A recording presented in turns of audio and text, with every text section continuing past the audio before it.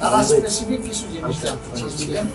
আমি বলেছি যে এগুলো আগে আমরা বিভিন্ন জায়গায় দিচ্ছি, ইতিমধ্যে দুই একটা প্রতিকার আমরা পেয়েছি।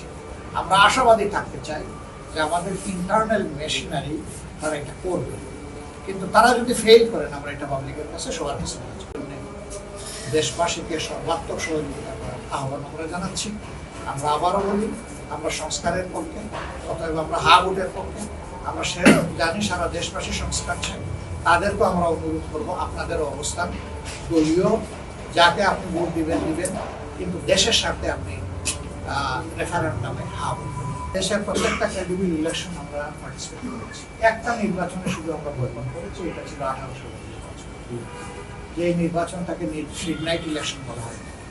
সেই নির্বাচনে যখন আমাদের সামনে পরিষ্কার হয়ে গেল যেখানে নির্বাচন না, তখন নির্বাচনের দিন দুপুর 12:30টায় আমরা নির্বাচন থেকে সরে দাঁড়াই।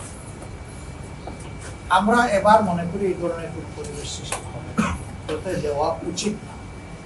এটাকে যে কোনো মূল্যে এনশিওর করতে হবে যে ফেয়ার ইলেকশন হবে। এবারকার ইলেকশন যদি হাত ছাড়া হয়ে যাবে, আমরা জানি না এই জাতিকে কত মূল্য প্রশ্ন